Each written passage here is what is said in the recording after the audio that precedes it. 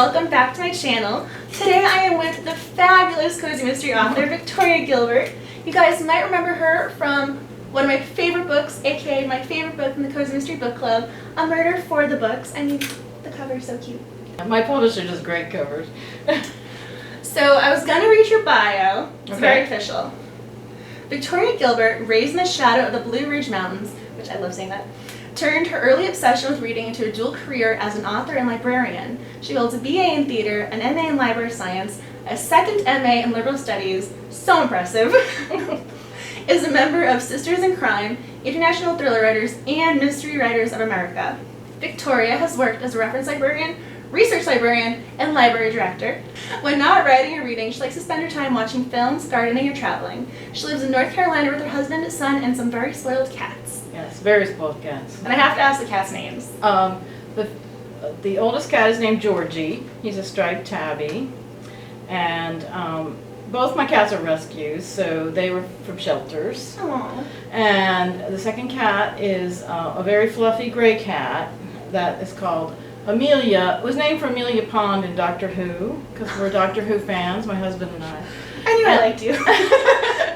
But we call her Amy, because they called her Amy on the show. Now it's kind of funny because my character's name is Amy, but the cat came before the book. So. Oh, that was my next question. I was going to say it was the cat name, but yeah, that was my next question. Well, I was going to say, she's an amazing protagonist. So if you guys haven't read the book, you need to. Just saying. When I was trying to figure out the questions, I was like, there's so many different things I can ask you. But I think the first one has to be, what got you interested in cozy mysteries? Actually, it was my agent. I had been writing young adult fantasy and science fiction, and I actually had a couple books published, a smaller press, but you know, it was a traditional press. And I don't know, they weren't taking off the way we wanted. It just wasn't going the direction we wanted to. I think, you know, while I still love those books, they weren't the right style for today in that genre or something. Mm-hmm. So I was talking with my agent and I said, you know, I don't know what I want to do, and she really liked my writing in general, so she wanted me to, you know, keep on, and she said, well, what do you like to read? And I said, well, I love to read mysteries. So it wasn't just cozy, I love all mysteries, but and she said, well, maybe you should write a mystery since you love to read them. And I thought, well, that's smart. So I feel like I owe your agent a thank you, because this is seriously like my favorite book from like our book club, like hands down, this wins. So I'm like, thank you to your agent. Well, she's very savvy about cozy mystery. She represents a lot of cozy mystery authors, and so she knows that genre well. Yeah. And I think she was able to see in my writing that I could do that. And so when I wrote Murder for the Books, of course I wrote that a complete manuscript, and then we shopped it around, and it immediately got interest, which also confirmed that maybe this is what I should be doing, because, you know, sometimes you're shopping around books even with an agent and it takes months and months or a year or whatever, and this was like, we sent it out, and the very same day we had people going, send me the whole thing. So, the same day? The same day. That's incredible. So I've never heard anyone say that before. Yeah, and within, I think it was a week and a half, we had 2 offers on the book. So I figured, okay, this is a sign that this is what I should be writing. And I think it fits with, I mean, the library background. The book has a library theme. The main character is a librarian. And to be able to bring in something I knew so well and love, and so, you know, I was able to really bring that in, and also, you know, to be able to bring in the truth about libraries, because there's a lot of misconceptions about libraries and librarians, and so one of my sort of missions, I suppose, is writing about libraries and librarians in a different way, and you know, correcting some of those things you see on TV where they're still using card catalogs, and you know, they have the bun and, you know, all this. And, I have worked with librarians with tattoos from here to here, and, you know, piercings, and I mean, librarians can be anyone, just like any other profession. And so, you know, trying to bring that in, that you can be young, you can be into different things, and it's not the people that are hiding in an ivory tower somewhere. Oh, I love that you're combating the stigma of that. Yeah. I love that. I mean, I could tell as a reader, even before I read your bio, I was like, she knows what she's talking about. Yeah, I've lived it for over 30 years. So, and I worked in a couple different kinds of libraries. I actually worked at New York City at Lincoln Center. Oh, wow. I wasn't in the research part, the fancy part. I was in the part where you worked with anybody off the street, which was quite an education. And but it was focused on the performing arts because I have a background in theater, art, and music. So and as people who read my books find out, because I'm always bringing in those topics as well, and one of the main characters is a dancer, and I've worked with a lot of dancers in my career because I've always worked in performing arts libraries. And he may or may not be one of my current book boyfriends. So. Yeah, he's a pretty cool guy. But I really enjoy talking about books and libraries and just the whole research process, because I think that's fascinating, and I think it fits with being a sleuth. If you're talking about amateur sleuths, well, that's what librarians do a lot of times. I mean, that's perfect. We're having to do a little bit of sleuthing to find the answers to people's questions or find information, and it's the same process that goes through your mind of how do you work through a logical process to find out the answer to this question. So I thought it fit well with that.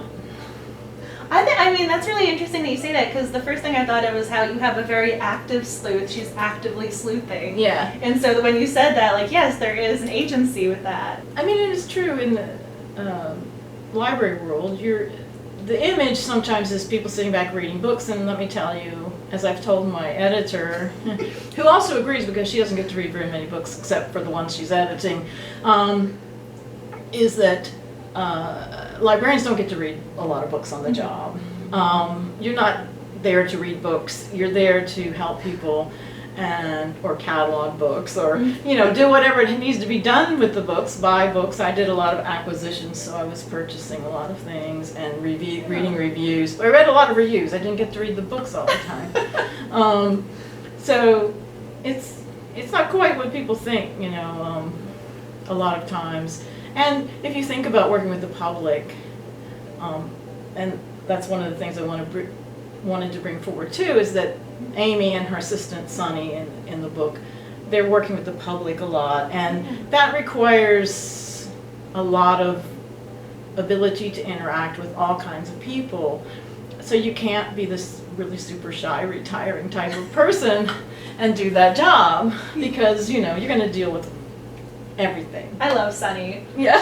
She was such a fun character. Yeah, Sunny's one of my favorites too. I mean, if she had her own series with her own point of view, I would totally be buying it and talking about it. So. Oh, really? Maybe that one. She's fun because she's a throwback flower child, and I just love it because she's just kind of the free spirit, and it's something that I admire. And the other thing I think that's interesting is that in cozy mysteries, people think of them as stuffy or something, and that's not true. There's a lot of humor in cozy mysteries, and they touch on a lot of topics that are really current in the world today. It's not like they're dark and dire, but they're not just fluff, I guess is what I'm trying to say. Oh no, I thought yours had like a progressive air to it, so to speak. Yeah. I think I mentioned that during our Cozy Mystery live stream, because I kind of liked that you had some of the political undertones in there. And you can't, in a cozy mystery, you're not really allowed to, and I don't want to write this, so it's fine. You can't show excessive violence, gore, or you can't have explicit sex scenes, which is fine by me. I don't want to write them.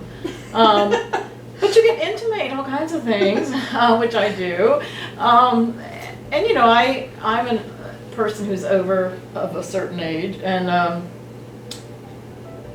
I remember growing up. When I was growing up, it was the flower child generation, or they were a little older than me actually. But people say, "Oh well, you mentioned drugs or something in your books, and I'm like, yeah, because when I was growing up, it was everywhere, and it's still everywhere, and it's not this thing that is, you know, unusual, even though I'm not super young, you know. So I think, you know, my mother's 88, and she's like this really liberal, cool person.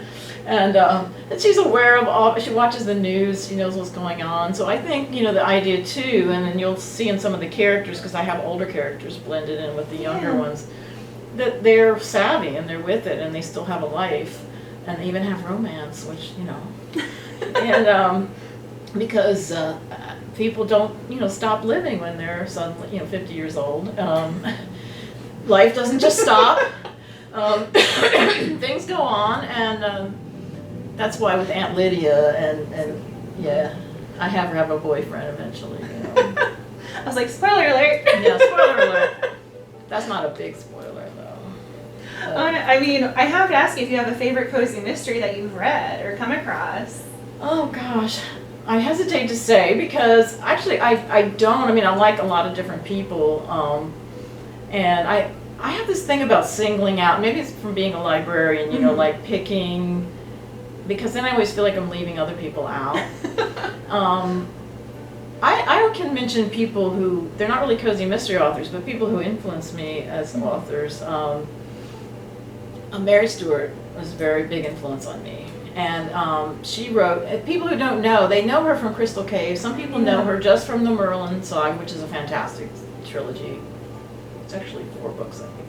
But anyway, it's something everyone should read too. Yeah. Like sneak that little recommendation in there. Yeah. It's wonderful. I love it. But that's what a lot of people really, she really hit the big time with that. But before that, she was writing romantic suspense, and her books are so fabulous. I love them. I loved them when I was young, and I really think they influenced me heavily. When I look at my books, because I realize that certain aspects of them are influenced by that. And I like some more psychological mysteries, like I love Ruth Rendell, who also wrote as Barbara Vine. Yeah. Fabulous psychological mysteries. I mean, the ways that she could show you a character who really was not a good person, but yet you cared about them and getting into their head, and it was really interesting to me. I was going to say, that's like an underrated gem. I actually didn't even, she was one of those, she's there in the back of my mind, but I don't think of her as often as I feel like I should. And of course I love the standard golden age, you know, Agatha Christie, Dorothy Sayers, Josephine Tay. In fact, in my new series I'm referencing Tay. That's one of the things that's, I have a new series with Crooked Lane. There's a new series aside from this one? Yes. There's a 4th and 5th book. There's 3 books out now in the Blue Ridge series. And the 4th book comes out January 2020. The 5th book, which I haven't written yet, I've written the 4th one. The 5th book will come out in January 2021. And the reason there's a year between them is because there's a new series. The new series is called the Book Lovers B&B series. And it's set in Beaufort, North Carolina, which is a seaside town, a very historic town, which has a history of pirates. That's where Blackbeard's flagship went down, is in the shipwreck. I am like adding this mention to my Goodreads to be read list right now, pre-ordering this as you're talking. So it's fascinating because it's a fascinating town, this small town. It's near the beach, but it's not right on the beach. It's a harbor. And I'm going to bring in the beach side too, because it's so close. But we have. I was say your necklace is perfect timing. Actually, I got this in Beaufort.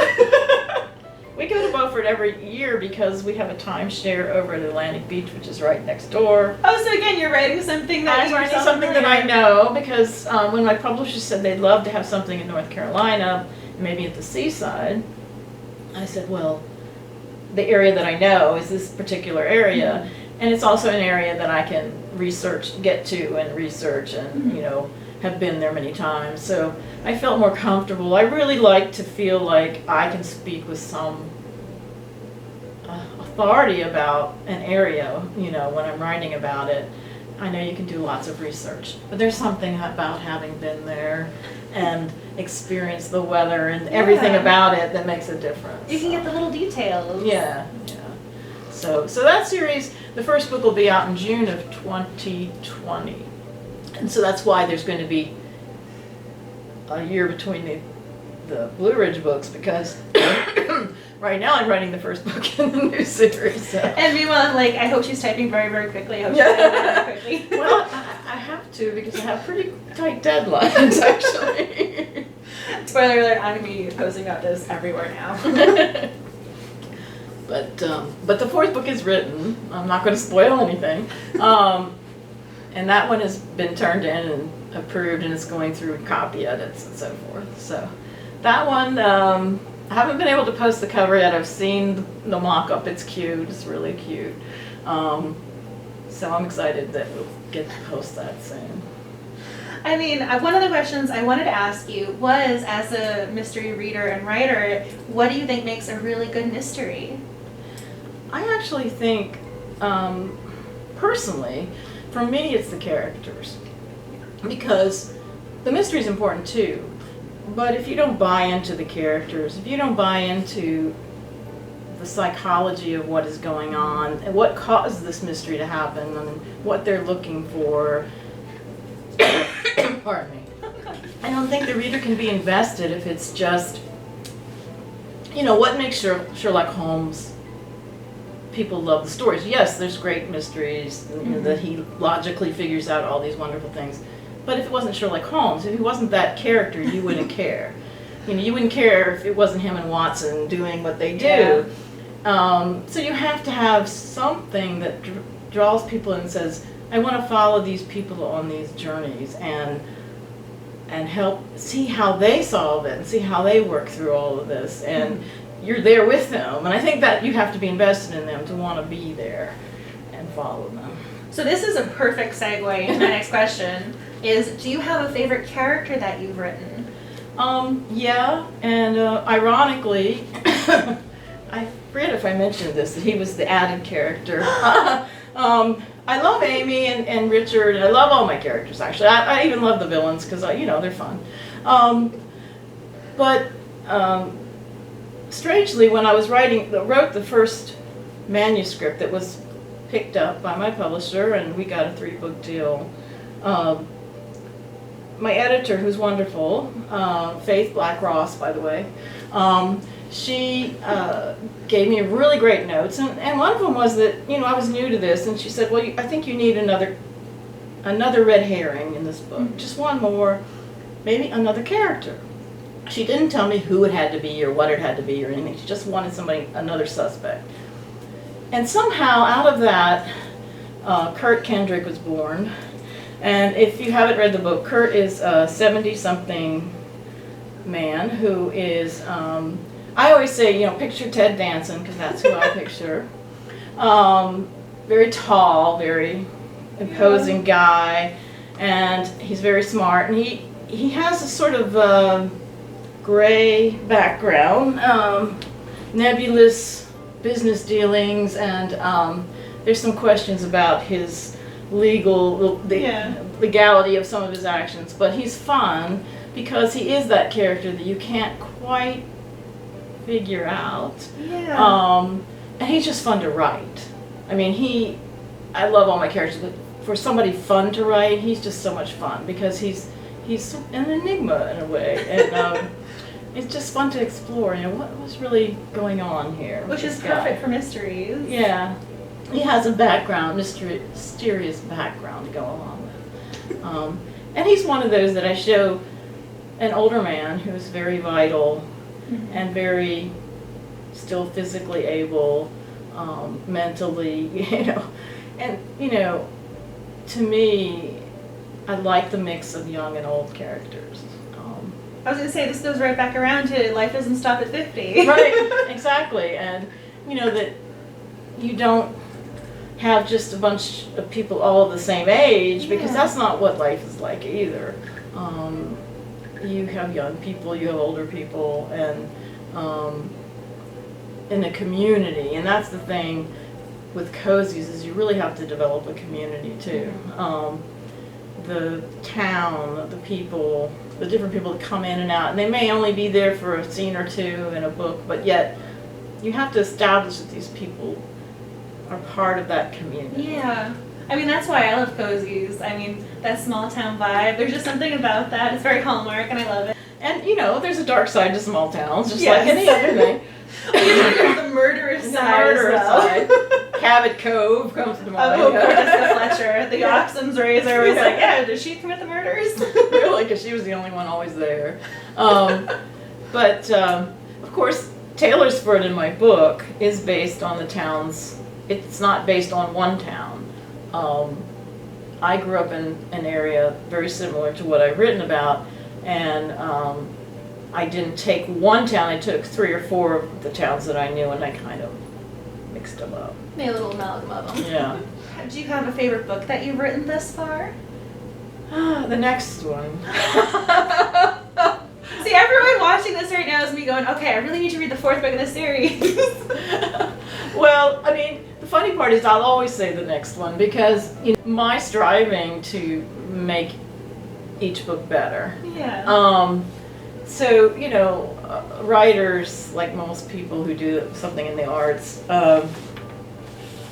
most of them are never satisfied with what they've done completely, and there's always that next one is going to be so much better. And, you know, you learn and you do get better, I think. I do know that in the next book, my husband reads all my drafts, and he said, he said, sometimes I can get an inkling of who done it, you know, because he knows my books. He says in the 4th book he had no idea. Oh, now that's quite a, that's a kudos to you. Yeah. So I love like a good whodunit. If you can't tell who it is, it that's took him amazing. totally by surprise, he said, when he was reading it. So I said, okay, good, one for me. See, now when I'm reading them, I'd be like, okay, this is going to be a very interesting whodunit question. Yeah. Yeah. So one of my favorite questions that I came across is, what is your most interesting writing quirk? Quirk. Is there a certain song you need to have on? Is there a certain candle you need lit? I work in a back room that we've converted to an office. I mean, it's a guest room too, because, you know, I'm not living the high life. But I have a nice setup with my laptop and everything. But I do like to listen to music. I'm really eclectic music taste, so I tend to have a play, just a random plaything of songs that I like at that moment playing in my ears, and it's everything, pretty much, from classical to popular to modern music that my husband doesn't like, but I do, and so that's something I like to have. I kind of let it, some people say they can't write with words, you know, music with songs, but it doesn't bother me to do that. Do you use earbuds or do you just have it on? I have it in headphones. That's why the husband doesn't know about the music he doesn't like. Yeah, he's surprised sometimes. We're in the car and some song will come on, or we're watching some show and he says, never heard that song before. I said, oh, yeah. But, If only you let me play my music without my headphones on. yeah. But I think that quirk-wise, and my husband and my agent and everybody who knows me would agree with this, there's always a point when I'm writing the book that I hate it. Oh. And that's true for like every book. And my husband keeps reminding me it's every book. He says, because then you get past it, right? Yeah. And I'm like, yes. But in the moment that I'm hating it, it's really, you know, I think it's you're, you know, trying to get it to a point where the momentum is really taking it forward. Mm-hmm. And it always feels like the slog at some point where something's not quite working. And I know it's not working because I'm not enjoying it. And so that's when I tend to go back and look at it and go, what can I change, revise, do something to make this work? Because obviously it's not working. I mean, if I'm bored, then you're going to be bored. Mm-hmm. The reader's going to be bored. So when I hit that wall, which almost always happens, because the plan I made, the outline I made is great for the overall thing, but it's a little bit, it needs sometimes when you're writing and you really get into it and you have this new characters and new situations, you suddenly realize that's not going to quite work. and you have to adjust.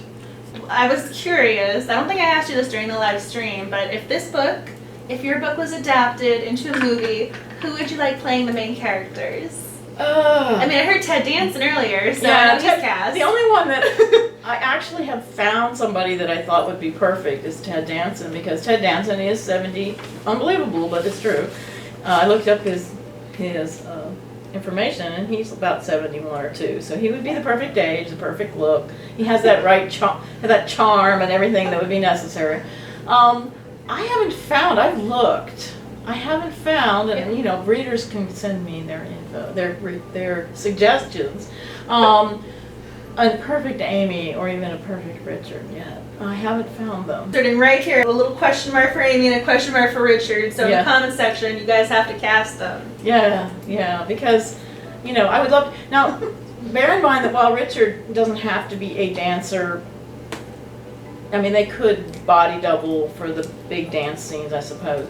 He would have to look like and move like a dancer. That would be my only comment on that. I mean, and Amy has to be a curvy girl. I'm sorry, I don't want a skinny girl.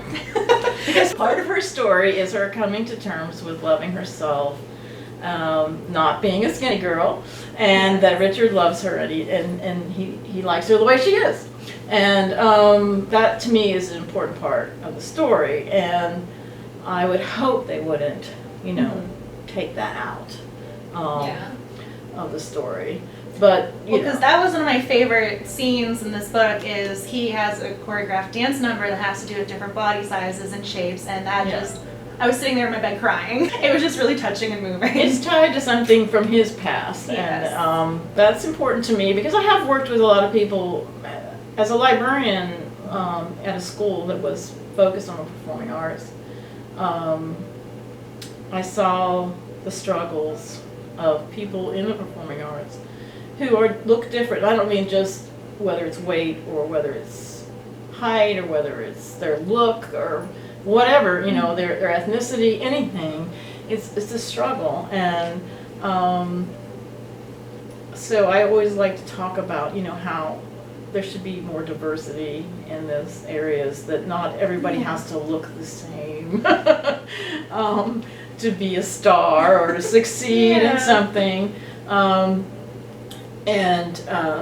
So I don't know with those people. I will mention, because I always have to, that the first 2 books have been optioned by Sony Pictures Television. That's so exciting. So we may see them. I don't know. You know, it's option, if anybody is aware, as many people probably are, it does not mean they're going to make the thing for sure. They option the rights, and that means they may make it into it. In this case, we're looking at a television show, television short series, or a television movie type situation.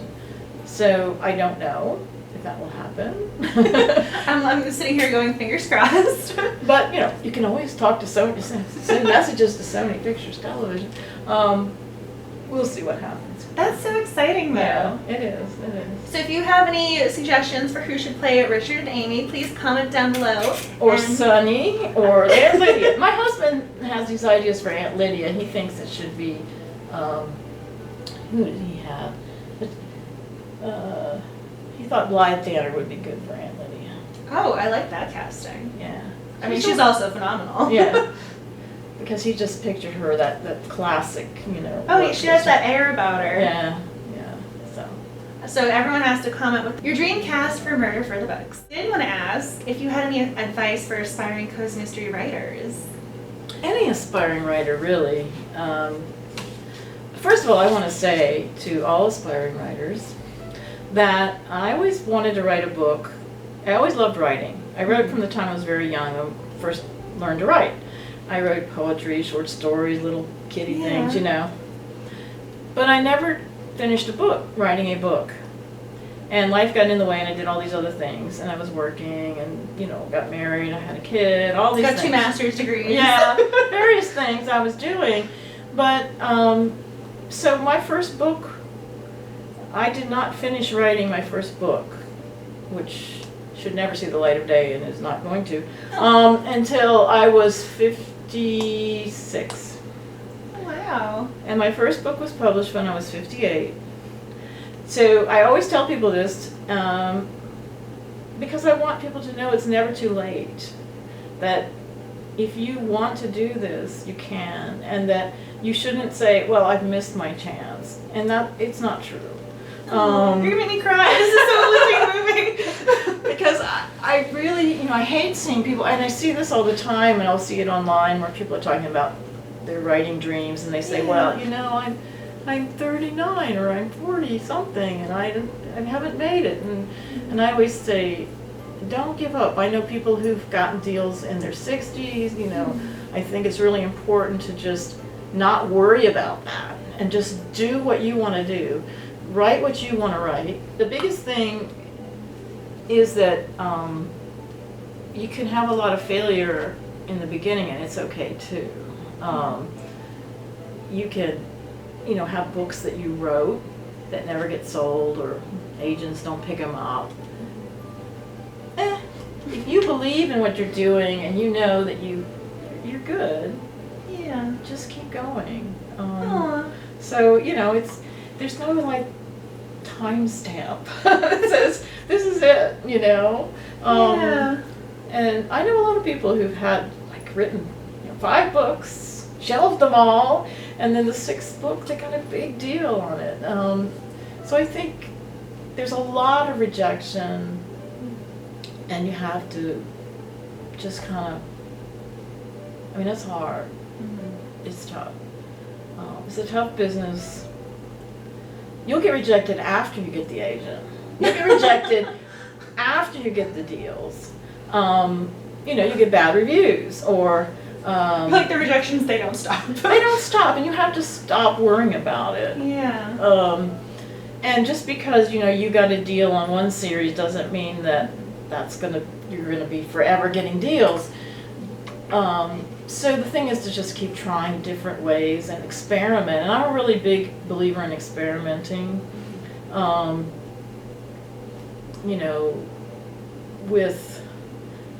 With genre too. I never thought I could write in this genre. So when I experimented and did, I found out, oh yeah, I can. I think there's some people that get stuck in a genre, like maybe they're trying to write fantasy, or they're trying to write romance, or whatever it is they're trying to write, and for some reason it's just not the thing that they can really do in a way that captures agents' attention or captures publishers' attention. Doesn't mean it's not good. I'm just talking about the market. Yeah. But if they try to write something else, who knows? They might discover they can write this really wonderful, funny, humorous book, and they thought they were writing this dark fantasy, and you just don't know until you try. So I always tell people who get, especially if they're stuck, try something else, do something different, play around. I write fan fiction sometimes, fun. Now, what TV show? What movie? Well, I haven't written a lot. I wrote a fan fiction piece for Doctor Who. Oh, so I was gonna say this goes right back a line. I can see a pattern. That was several years ago. It actually was the thing that got me to write my first book, because I wrote this, for some reason I just felt compelled to write this fan fiction piece for Doctor Who. It was from the point of view of the TARDIS. And I love that. I posted it and had, was talking about River Song and the whole story there, and sort of ending the story in a way. And I posted it on fanfiction.net and some places. And people loved it so much that I thought, well, maybe I should try to write something else. And then I was really stuck about a year ago, waiting to hear about new books in this series, and I was like, I need to just write something, but I don't know what to write. And I had just seen Star Wars, the newest Star Wars, and I decided to write a fan fiction piece about that, so I did. And that one is still getting likes on fanfiction.net too. I was gonna say, we need to go follow you on Wattpad, fanfiction.net. We need to go find you on No, those are under media. my real name, which is Vicky Weevil. Vicky L. Weevil, that's what they're under. Some people ask, that's a question people ask too, do you care whether people know who you are? Yeah. And I don't care. That was something I actually asked you earlier. Yeah. I really don't care. I mean, I am who I am, and I have nothing to hide in that. The reason I write under a pen name is to keep genres separate. So I was writing this other genre and under Vicki L. Weevil, and I still have books out, a couple of books out through an author co-op, self-published. So in order not to confuse, I picked a different name. Oh no, I mean some authors will, or some people will just say, no, I'm not telling you my real name. This is my pen name. So Yeah. I mean, you're very personable in that way. Well, I don't have, well, maybe I don't have the voracious fans that some people have. They're not tracking me down, let's just say. You're not knocking on your door being creepy like, sign my book. Yeah, or, being my greatest fan, like a Stephen King story or something. I was gonna say, we were talking about mysteries and thrillers. You're like, oh, I'm your number one fan. Paul Sheldon. Hi. It doesn't bother me. I have everything under Victoria Gilbert now in terms of my website and everything, because that's just easier to keep. All the information is on that website, but it's including the books I've written under my other name. But it's just easier to follow with social media if you don't have, I don't know how some people do it. They have 6 or 7 different aliases, and they, they're having Twitter, 3 or 4 Twitter, and I'm like, I can barely keep up. One persona, much less 6 or 7. I have a couple secondary Twitters, and it's interesting because, again, I'll have that moment, oh yeah, I need to update it. So I completely understand. I can imagine if you're doing it on a professional level, whereas I'm kind of, pet project, keep this. Yeah. It's tough to keep up and, present enough information on each platform and not just let it one of them just go for months on end or something. But I mean, how do you balance that as a writer, because you're writing your books and you have multiple books that you're writing, then you also have social media, then you have a life. I mean, that's very hard to balance. It is. I don't do as much on social media as some people. I mean, I'm fairly active, but I don't go crazy with it. Mostly I post things when things are happening, or some news that I got, and I try to interact on groups, and but that's just responding to other people's posts and in say cozy mystery groups or fans of mystery groups and things like that. Support other authors. I like to do that, and sometimes I just carve out time. I'm not working full time now, which is a big difference. I'm working full time. Let me rephrase that. I am working full time. You're working full time writing, which is the dream for a lot of people. I was only able to do that though because I could retire early. Yeah. And it's very hard for people. People don't also understand how little money authors make. And I'm talking about authors who are fairly successful. You don't make a ton of money unless you just happen to somehow hit the market with that one book that makes millions. And it's like that in most artistic professions. All the theater, the actors, designers, and the dancers, the different people that I've known through the years, they'll have what I consider a very solid career. But yet they can't make a living completely. They have to teach, or that's why I have Richard teaching, doing choreography and he is supposed to be someone who has a pretty good name as a dancer, but that you can't make a living that way. Not totally. So he's practical too. Yeah. Because, and also, I know couple people who, considered very big literary stars, but they've taught for years, and that was something they did to supplement, because unless, like I say, you just happen to be that one out of a million person who becomes J.K. Rowling or something, or Stephen King or somebody, and they work hard, don't get me wrong, I'm not taking anything away from them, they deserve their money, but that kind of name recognition person, that people see that and they think, I'm going to make a quick buck writing, and I'm like, oh honey. No, you're not. The reality is no, you won't. You're like, oh, sweetie, Yeah. you're in for a rude awakening. So, you know, I mean, I have a wonderful publisher, and, you know, I'm not complaining about it, money, but the reality is for everyone who isn't like a mega star, Mhm. it's just not, it's not big money. I mean, that's why I think you gotta love what you write, though. Mhm. You have to want to do it because you want to. Mhm. You can't go into it, and unfortunately I've seen a trend where there's people going into it for money, No. and you know, it's more of that self-publishing, and I'm not against self-publishing either. I think that's fine if you really do it well, but there's been a lot of talk, you've probably seen in the book community, with scammers and people who are really in it Book just for the money, stuffing. and That they're was one. plagiarizing, or Yeah. they're book stuffing, or they're doing things like that are not what real authors do, and that's just monetary, you know. Yeah. But that's not what people do who really want to write and who really care about it. They're not gonna be copying and pasting random excerpts from No. other people's books. The fun times going on in Romancelandia right now. Yeah, I've been following that a little bit. That's pretty amazing.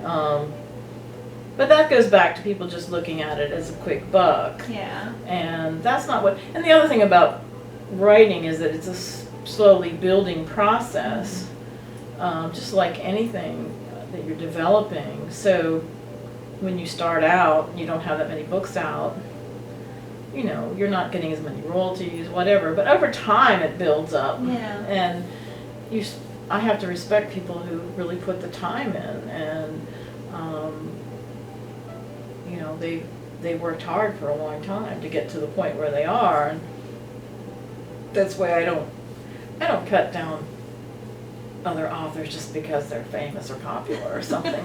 I mean, you know, you have to work hard to put it out there. Oh, writing's not easy. No, it is not easy. It takes a lot of thought, and you can sit for a day and people say, oh, you have all day to write. It might take you all day to write, you know, 5 pages, and that doesn't, some people don't, they say, how's that possible? You should be able to just, you know. But if you're really working on a scene, a tough scene, Yeah. an emotional scene, or something where it's really complex, it can take a long time. Well, you even mentioned that you put your first book in a drawer and you just put it away. Yeah. I mean, you spent time on that. Yeah. 2 books, actually. I mean, I tried to get them out there, and then I realized, once I learned better, that, you know, they just weren't right for the market. They Yeah. weren't ready. They weren't what people wanted. And learning that, you know, I learned more about what works and what doesn't work. But it was not a waste, because I learned a lot from it. I haven't published anything. The first book I wrote, I was 18, and I look back on what I was writing, and I'm going, oh my goodness, my grammar is so bad over here, and this character is so poor. So, I mean, it's a learning experience. Mhm. But, I mean, you spend hours upon hours upon hours doing this, and then, you know. Yeah, yeah. It's now I have I mean, I feel like I've reached a point where I know also better how much I can get done in a given time, in a realistic amount of time, and how to pace myself, and so much per week, and, you know. But that comes just from practice, you know. Can I do this? Yeah, I can do this. And, well, I have to write my books in 5 months. That's my deadline. So what does an average writing day look like for you? Because you say it's due in 5 months. I'm thinking, oh my goodness, her life is NaNoWriMo. From getting your idea to plotting, because you plot, to research, to then actually writing, to then revising. I mean, 5 months. That's impressive. I'm fortunate in that, okay, and don't hate me. My first drafts are pretty clean. I might be a little envious. I'm a little envious. So I can write them fairly quickly. I mean, I don't have to do multiple drafts. I'm not saying I don't revise them, don't get me wrong, I do. But I have friends who really feel like they have to have a long period of time to revise books, and I don't need quite that much time. Like I say, I'll get in the middle of it and something will be going wrong, and I might have to go back and kind of tweak and get it right. But when I'm done, it only takes a couple of weeks for me to get that into shape. So that is so impressive. I mean, I do plan very carefully, though. I know we had this point of conversation during our Cozy Mystery live stream with you. You're a plotter. You're not a pantser. You're a plotter. Yeah, and if you're a pantser, it's a totally different thing. I cannot do that. I plot it very carefully. Well, for one thing, mysteries are really hard to do. Pants in mystery, and if anybody doesn't know what that means, it means people who just sit down and write, and they can write wonderful books this way. Don't get me wrong. But some people can just sit down and they don't plan, they don't plot, they just write. And that does take a lot more revision on the other end, though. I mean, it's going to have to. I plot them out down to the chapter level, pretty much. Although they do adjust and change as I go along. But with mysteries, you have to lay in so much all along to not get to the end and you have the surprise killer, but they can't be such a surprise that it's unbelievable. Yeah. So how do you put the clues in without giving everything away? That's the really tricky part. I think that's the most difficult thing to do in a mystery. I mean, I think you did it brilliantly. I mean, I keep holding this book up and like, everyone should read it. I mean, because again, that's my biggest thing as a reader. I like the not knowing, I like guessing, but I also like being able to look back and say, oh, that's who I can totally go back and see there was that clue, and all the puzzle pieces are falling back into place. So I think that was something I really appreciated about this book in particular. Well, thank you, and that is something I try to do in them. Some, I think, maybe not as successfully as others, or so I've been told. But it is, you have to think through so carefully about, okay, who is going to be the killer and why, and there has to be a why. It can't just be, well, I'm randomly killing people. Even though in real life, unfortunately, there's lots of people that do that. That's not what we're writing about in these books. So. And it has to be a real reason why. Sometimes I've read a couple books that, the motive, it just seems to me like, really? But I like to have a motive that I can personally see affecting someone to that level, even if I don't agree with them. But why somebody would choose that. That goes back to when you mentioned characters before, the characters' motivations. We can see this coming around. Yeah, what's their motivation? Why would they do this? And, that's very directing. What's your motivation? Well, every character. What is their motivation? Why are they doing what they're doing? And they can't just be pawns, That's the other thing that happens. And one of the things that changes in books is, this sounds kind of weird, but you've probably heard other authors say it. The characters become very real to you, and sometimes as I'm writing, I suddenly realize that character wouldn't do that, or they just, kind of almost talk to you in a way and saying, this isn't me. You're using me to do something, but this isn't real, and you have to go back and make it. They're your kids, and then they grow up, and then they're telling you. You have to believe that they would do that. That person would do that in that situation. So, one of the things that's funny is that some people with the first book, now you mentioned really liking Richard, but I had a few reviews. I've stopped reading reviews, by the way. For the most part. Now I read, like if I have a blog tour and people are doing it for me, or if somebody specially sends me a review and it's, but just random ones, no, I don't. You're not going on Goodreads? No, I never go on Goodreads. I don't go on Goodreads. That's for readers, that's not for authors. So I think, there were people who didn't like Richard because they thought he was creepy, and I was like, really? What is it? And then my husband said they think that his opinion was that it was people who were used to reading about very macho male characters, a very different type of I know, male. I'm getting protective of Richard over here. I mean, he's very masculine, but he's not your typical alpha male, macho guy. And so I think it was just throwing them for a loop. That's actually why I appreciated him, why I liked him so much. Yeah, that's why I like him. I mean, if you guys are watching this video, I talk a lot about the romance genre, and I love beta heroes, and I love the non-alphas. There's just something about them that's more appealing to me, and so he is more in touch with his emotional side, which was just, I appreciate it. He was a little sweetie. And I like nice men. Yes, the nice guy for the win. And so, I think it's that just goes to show that people have different tastes.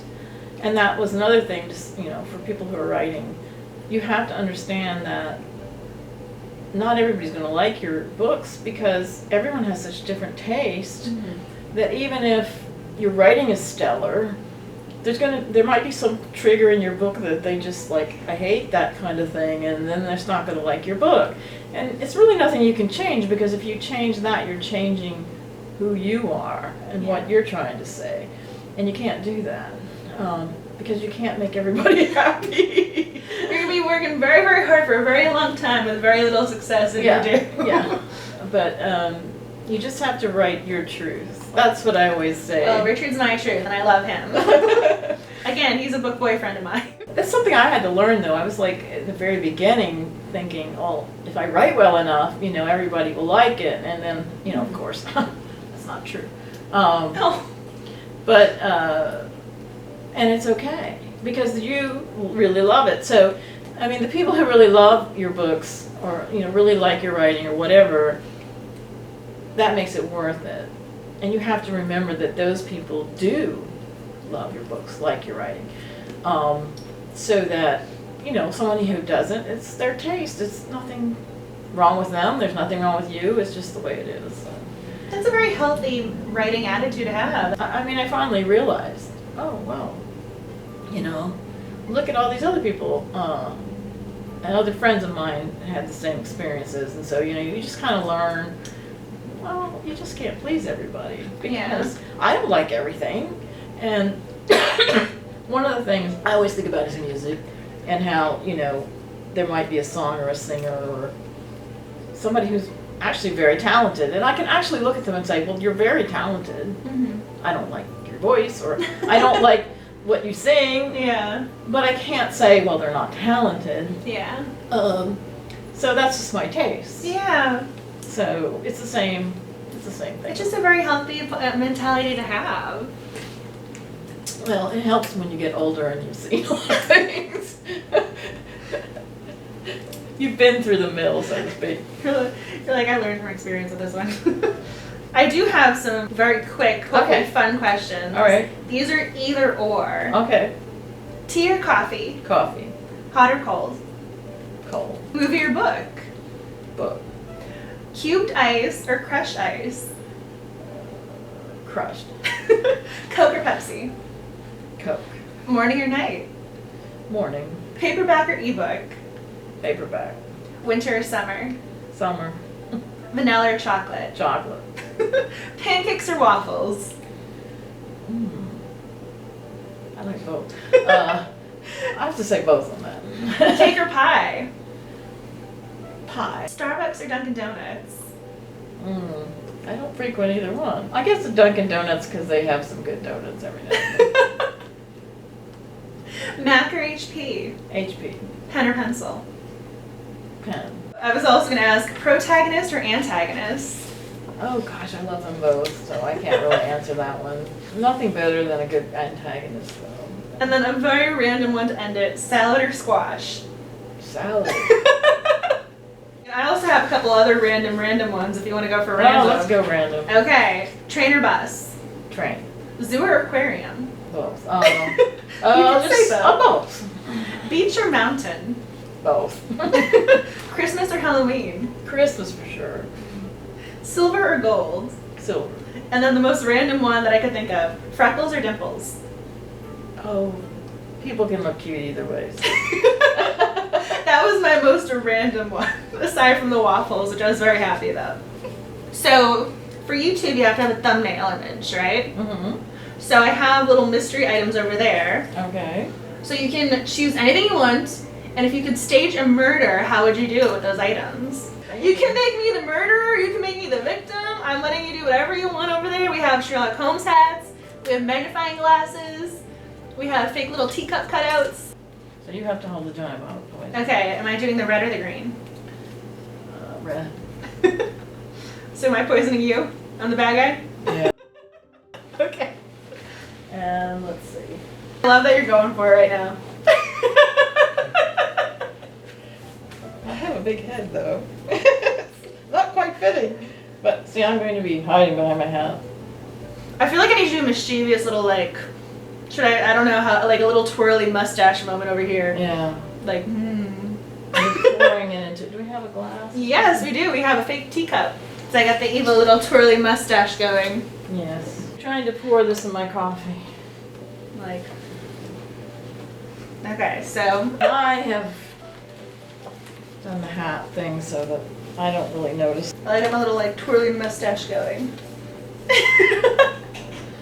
Until, what are you up to? And then I beat her to death with it's a twist. Although I kind of like the idea of having a little twirly mustache, like the little evil person. Yeah. Little curly cute mustache moment. Mm-hmm. That will be the YouTube thumbnail. Take a little snapshot picture of that. So is there anything else you wanted to add?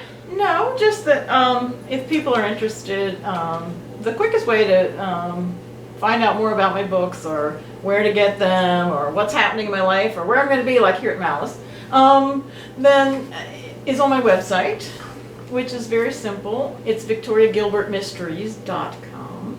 And everyone should be following her on Twitter. and I'm on Twitter. And there are links on the website to all that. Twitter, Facebook, everything.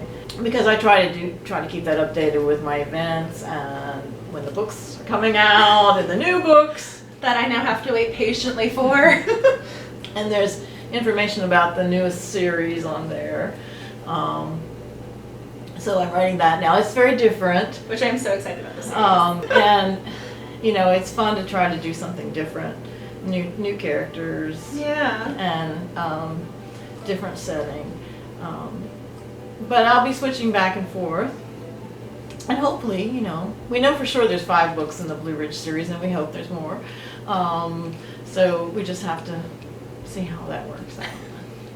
And for everyone watching, hopefully if I can grab these, I'm going to ask her to sign some things. So we're going to be doing a little bit of a giveaway, so I will include all the information down below in the description box. So I'm going to ask her to autograph the book that I've been ranting and raving about over here because I love it. And so I'm going to ask you to sign some of these, and hopefully people will go to rafflecopter.com. I'll have all the information down below in the description box here on YouTube, and then people can get it. And I'll tell you what, I'm going to throw in a special thing because I appreciate all your work. I'm getting some copies of A Murder for the books. So if you want to add to the Rafflecopter an actual copy that I will mail out once you tell me who won it. Oh my goodness, I would love to do that. This is totally impromptu, by the way. Happy to do. And everyone needs to read this book. That is so exciting. And now I have my copy over here. I'm like, oh, I want to win. You have been so wonderful. Oh, thank you so much for taking the thank time to do you. this interview. Thank I wish I could do a round of applause. I'll applause right here for you. You're so sweet and wonderful. Well, thank you. I appreciate it. And thank you for everyone watching. Have a great day. Bye.